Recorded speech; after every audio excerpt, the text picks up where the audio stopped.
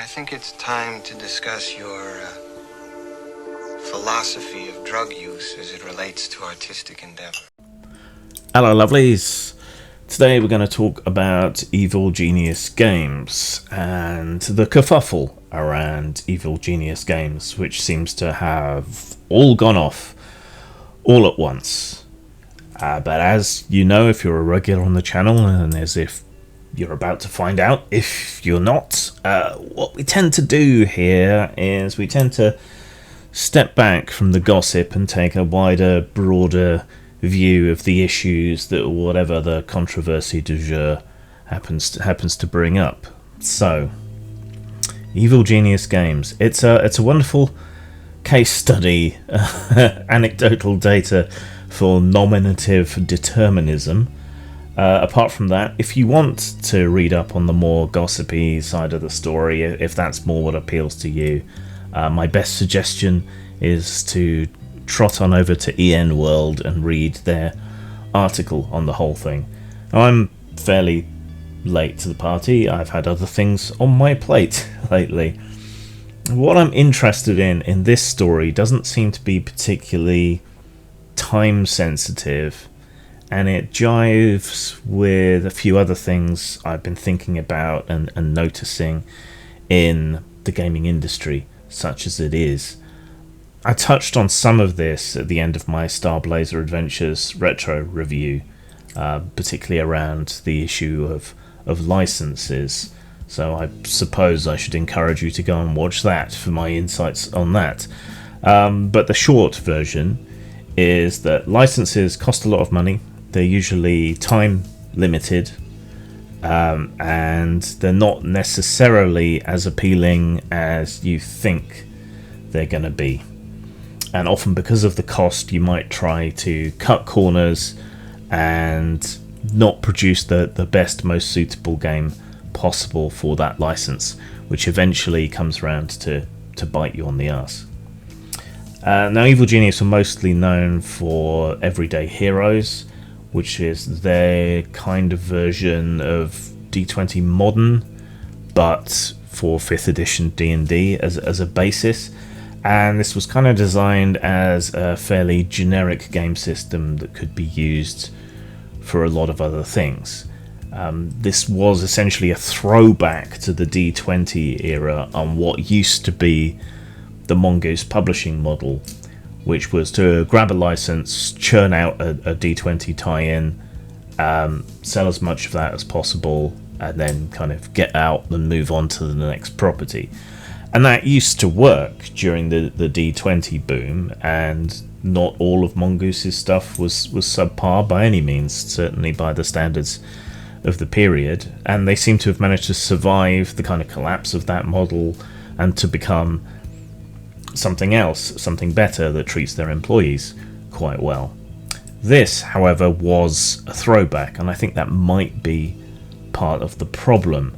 From the get-go, this seems to have been set up to chase money in a variety of different ways, to ride the 5th edition boom, such as it is, such as it was, and all the cultural interest in D&D, to raise venture capital, chase those 5th edition bucks, and so on. But the timing was terrible, because they got into this just as all of that began to fall over, and a lot of the other stuff that they were into began to fall over.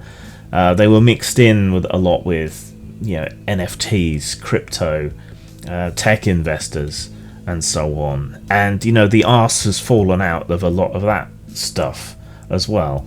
NFTs were a flash in the pan, so continuing to chase that seems pointless. Crypto's a bit more long-lived, but that had its own crash and a whole bunch of scandals and coins disappearing and bankruptcies and all the rest of it. So they seem to have got into a lot of this, the D&D boom, the NFTs, the crypto, the level of public trust in tech companies, just as all of it was collapsing. So timing is certainly bad. Lots of people are focusing on the interpersonal stuff that went on at the company, and there's likely lessons to be learned there, as much about hiring practices and expectations in the tabletop gaming industry as work culture and how to be a good boss and how not to be a good boss. There's a lot there. I don't generally trust my intuition, but something always felt a bit tawdry and off to me looking at Evil Genius from the outside. They spring out of nowhere. They apparently have all this money to throw around, possibly too much money because it made them incautious, and they grabbed all these licenses without any sort of track record or anything going on, which meant they either had too much money to throw around or they had an in with the IP holders. Still don't know exactly which that is, but yeah, too much money is definitely part of the issue here. They had $1 million from their investors, and a considerable amount, about half again, I think, from crowdfunding. Now, it doesn't sound like much outside of the gaming sphere, but it is inside tabletop gaming. I got my start with a £500 loan, which would have been about $750 back in the day. Right, I might not exactly be barnstorming and raising millions of dollars on crowdfunding or whatever, but I have made back many times that initial investment. But at $1 million, I think expectations were set right from the get-go that simply weren't realistic. I think part of the problem for them has been those investors, because they're so hooked into tech, in which there is no trust anymore, in NFTs, which collapsed ages ago, crypto, which goes through waves of being more acceptable and less acceptable. It's definitely in a trough at the moment. And this led to a kind of monetization attitude towards things, towards the potential selling of data, for example, to other companies as a way to raise revenue and target marketing, which people are hostile to. I mean, we've seen the hostility in the tabletop gaming market towards Wizards of the Coast for the mere hint, the mere whiff of a suggestion that they might possibly go down that kind of monetization loot box sort of route with the new virtual tabletop and all the rest of it. And we've had no explicit warning that they were going to do such a thing, but at Evil Genius it was explicit. This was part of the idea, this was part of the model, to have, transferable NFTs of a magic sword that you picked up in the game, that sort of thing. That's doesn't seem viable to me. It didn't seem viable in the first place. They spent a lot on licenses, and all at once. And generic systems don't tend to serve individual IPs very well. It's always a bit of a bodge, where a bespoke system will always represent the intellectual property better and more effectively. They're not going to have gotten the kind of returns that the licensors were probably expecting either. And if they did buy these with a lot of upfront money rather than profit sharing, that's going to have created a huge time pressure on the company to get work done, and that's going to lead to slapdash, less complete, less appropriate versions of their games. They also spent an enormous amount on marketing and making a big show of things at conventions and so on. I remain largely unconvinced of the level of return on large marketing spends, particularly in the tabletop role-playing space. I've never made my money back on marketing efforts. There's probably some sort of sweet spot where you raise awareness of your brand and it leads to a lot more sales down the road, but I've not yet found that sweet spot. Things are also complicated by bans on selling on advertising electronic products like downloads or ebooks on some platforms. The Rebel Moon kerfuffle they had the license to produce stuff for Rebel Moon. Supposedly they were tasked with helping to create a world Bible and all of that sort of stuff. That all collapsed. Who knows what really went on? But Rebel Moon hasn't been the hit anyone thought it might be. I thought it was fine as a remake of Battle Beyond the Stars, and B-movies often make very good games. But yeah, it wasn't exactly a massive hit for anybody. And whatever Evil Genius did or didn't do, what's going on behind there, who knows? But that was a big hit, and that is another peril of licensing. At any point, the license holder can pull the rug out from under you, and all of that time and effort that you put into producing whatever it is goes to waste. I think there is a clash of expectations here. Evil Genius's management owners, whatever you want to call it, seem to have been fairly entrenched in hustle culture, TechBro culture. This manifested itself in AI art suggestions, NFTs, crypto, data sales for marketing, all of that stuff I mentioned before. And as I've said before, all of those have faced challenges or have fallen apart in the last couple of years. And some people react to the words blockchain or AI the way Dracula reacts to Van Helsing holding a pair of crossed candlesticks. And when that's people within your company, that's not going to go well for anybody. And I think there is this clash of expectations going on. We seem to have had someone with sort of tech startup expectations coming into what is, for almost everybody involved, a cottage industry.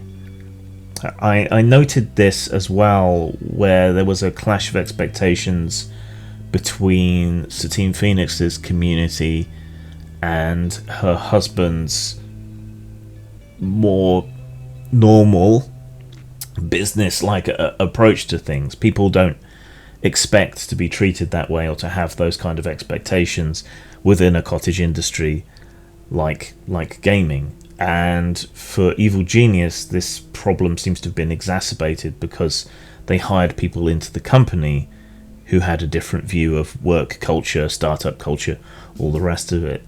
The people who were hired seem to have been hired as much to fill diversity quotas and expectations as anything else, perhaps to deflect criticism or a cynical ploy to market the company and its games, which isn't fair on the people who were hired on that basis, and frankly doesn't particularly seem to be a recipe for success. Lots of companies have had issues around activist hires or diversity hires. Paizo's had its issues. Other companies have had their issues. It doesn't seem to be a particularly good recipe for success. Everything, all the gossipy side of this came out post collapse and seems to be related to these activist hires, diversity hires. People in the company who are now bitching and complaining in public seem to have been more than willing to put up with repeated accidental misgendering, alleged sexism, crunch culture, and broken promises in exchange for a somewhat steady paycheck and a future promise of healthcare and other perks, up to a point. And then it's only after they've quit that they really seem to have brought up these issues. Some seems to have been brought up just before the end, but still, why wasn't more of this brought up earlier as a way to avert catastrophe? Why weren't expectations managed? Why was there this huge culture clash between the financiers and the people running and owning the company and the people who were hired to work for the company? It seems like expectations weren't correctly set, or things were overpromised. yeah, that's always a problem. And when you've got $1 million to throw around in this space, I guess that's something to be expected, but that's something that we can also consider. So what can we learn from all this as an industry, as game creators?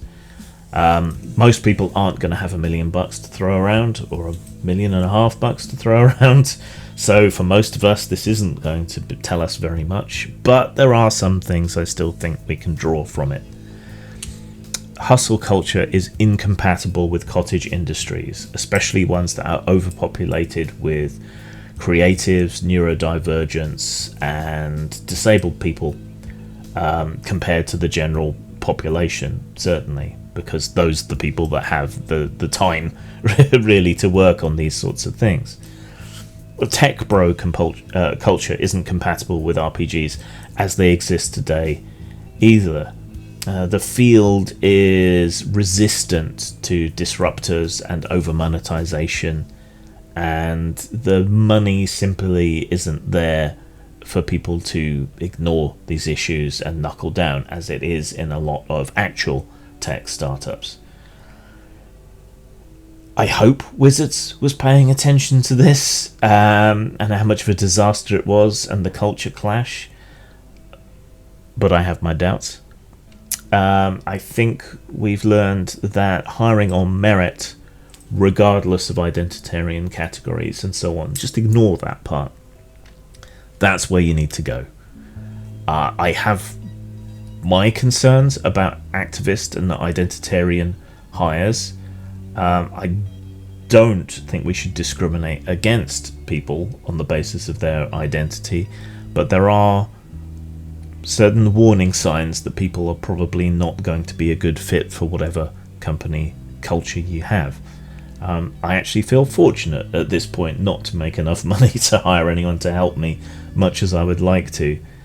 I have had problems with freelancers I've hired in the past, and unfortunately they are all the same sorts of people. But then I've also had very good experiences with people who fit these diversity, equity and inclusion criteria, but then I didn't hire them on that basis. I just ignored that and hired them because they were able and willing to do the work and weren't assholes. So maybe that is the trick. Buy people who can do the work and aren't assholes. I don't know.